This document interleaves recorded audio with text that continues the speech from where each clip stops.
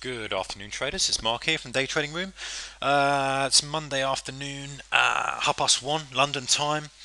Um, Busy over the weekend. It's Father's Day in the UK on Sunday, so enjoyed the weekend. I hope you did too. Let's get straight to it. I want to talk about one specific thing today, and that is how to avoid getting caught out in a trade that's appears to be setting up nicely.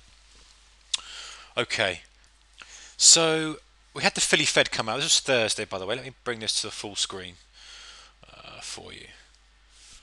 Okay, so it's Thursday, and we had the Philly Fed come out, which was at 3 o'clock London time here. Now, we've been trading up. We'd pushed up. You know, we were up on the day a little bit. Dow was heading. I think we're at 11,940, so we're under that 12k cash, looking for a push back up to that. But then, it was anyone's guess, really. I think it was just waiting and see. We're within striking distance of the prior day's low as well, so which was here. So plenty of options on the table. But anyway, as you know, you will probably have seen me do this type of trade, the reprice trade. I actually talked about it on crude oil. This was the first sort of video on this series of setups. I think it was to the upside, actually, the crude oil one. So we had the drive up, you got the little pullback, the drive, then you got the longer term pullback, and then the subsequent drive. Okay, now this looked as if it was setting up like that. Okay, but first warning sign, or not warning sign, or red flag if you like, is that we're going against the move. Now that can work in your favour, because you can catch people out. A lot of people have been buying, obviously, with this drive up, quite a strong drive. There's a little pullback that I think most people would have got onto, looking for a further push.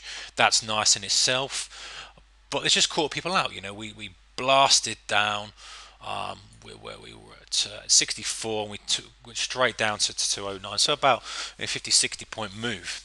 Pretty good move, and data as well. So we're thinking this is a reprice trade. And actually, the S&P took out the low. Now the S&P, let me just bring that in.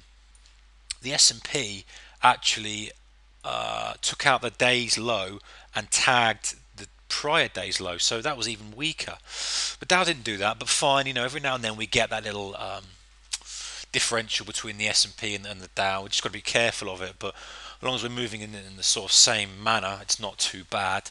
Let me just get rid of that for now. Okay, so we've got this push down. So immediately I'm looking to get short. I'm looking to get short on a pullback. Now, ideally for me, I would look for this move, this pushback here, and then a drive lower. Okay, that would be absolutely perfect for me. A little bit cautious that we did actually stop there, and I like to see a little bit more. In a perfect world, I like to see maybe three solid candles. Okay, then we get the little pullback, ticks pulling back to zero, pushing, then the push back lower, and then we get the push down. Okay, that's perfect. Without digging back under the archives of charts or looking previously, this is the sort of thing I'd like.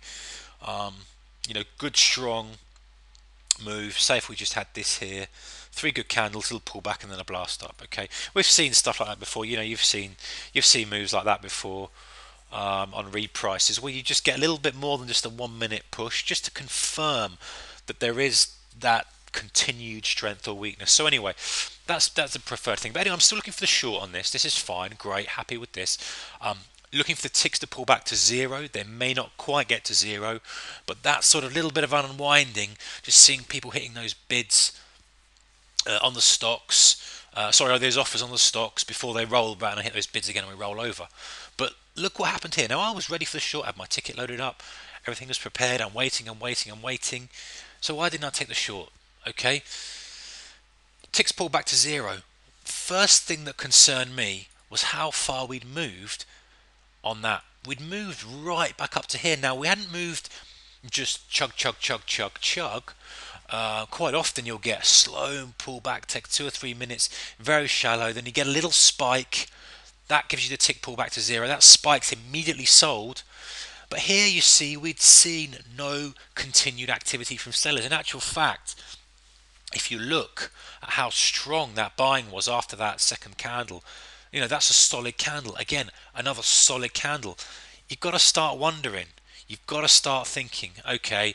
But more worryingly for the short entry is that look at the volume.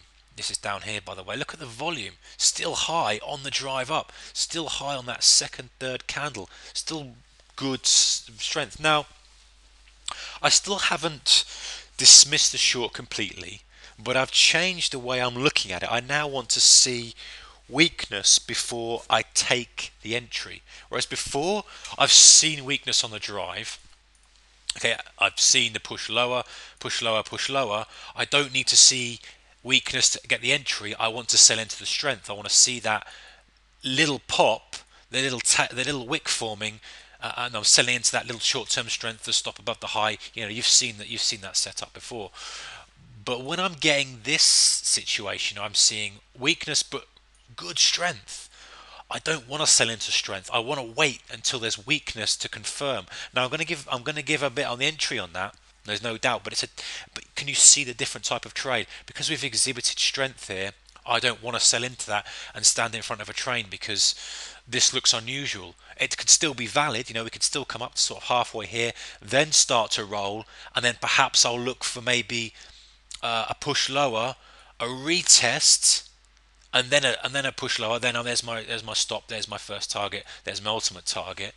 Okay, but I just want to point out the difference between how similar the setup is, but how subtle the difference is, and how you need to stay out. So because of that, I didn't take the trade. There was no trade for me. And by the time we were up here, there's definitely no short. And in actual fact, you're now looking for a long because can you see how the sentiment has changed? We got a tick pull back to zero, but we didn't even get a revisit down to minus 500 until far later.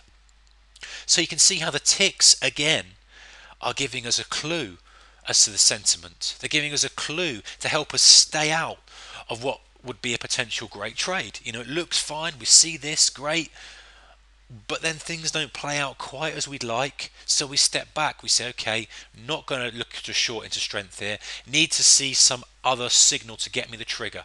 And I just talked about that double top, so ideally I would have gone with this sort of thing. Push lower, okay, there's the weakness, right, great. Now we either get a little pullback here, we can get short on here, a little tape read, or maybe a retest that just fails, then starts to roll. Great, bang, in, there's the stop, and as I said, targets there. We'd ideally like to see the ticks being down in this area here to indicate some sort of hitting of the bids, but we didn't get that. So we stay out of the trade. We only want to take the very, very best trades. If it doesn't work, great. It happened that another setup was occurred. We had to push lower, didn't get a subsequent drive. We then were looking for longs, and then we just looking, okay, even if we were late to the party, even if we said, okay, took the break here, this is the first sort of pullback after the drive, then let's look for some strength, and then we got a subsequent push up. So just wanted to talk about that. Just wanted to talk about how they're great setups. I like them. You've seen I've talked about them before, the reprice. But just using those ticks, just looking at the price action doesn't lie to you. Just let it talk to you. Don't get too blinkered into thinking of one specific strategy or one specific mindset. If it doesn't look right, walk away from it. If you've got a nagging doubt about it, then do not do it. Okay, do not do it. When you get more advanced, perhaps you can then take it with smaller size if you still think there's some mileage in it. But when you're getting that sort of strength from a reprice, it's not a reprice. The game's changed. Let's forget that. Look for another setup. If it then subsequently drives lower, perhaps we've got a setup there. But as far as I'm concerned, if we see that strength which shouldn't be there, first thing is don't sell into the strength. Wait until weakness. Didn't get any weakness. Well, the only weakness we got was when we were really back up to where we started the sell-off or the sell spike. So it's no go. Cancel short. Look for something else. It's okay. That's just a little talk about one of the setups. Great week last week. Couldn't have asked for more. Friday was a bit of a duffer day. Called it a day early. My first losing day actually on Friday for a while. Just one stop. Too early looking for the long. I just thought perhaps there's some strength here and just got caught in this little downdraft. No problem. 12-point stop done. Thought, you know what, had a great week, not giving back anymore, and called it a day. There were some other great setups, but hey, that's the way it is. Webinar. I'm going to put this on the blog. I'm thinking of Thursday lunchtime New York time, which is going to be about 5 o'clock London time. But I'll put it on the blog, and I'll probably do a little video just announcing that. So sign up link there. It's with a different webinar provider. It's a free webinar provider. They put some adverts on and stuff to make it free, but we don't worry about that. I don't think it will intrude in the thing. And as I say, fire off your questions. Talk about trading. We'll talk about some of the week stuff I've done, and yeah, it'd be great to get that finally up and running. So Thursday, I'll confirm the time on the blog. That is Thursday the 23rd. I'll confirm the time on the blog, but look out for that. So have a great week, guys. As always, please, please, please manage your risk. You can take stops all day long. It's absolutely fine.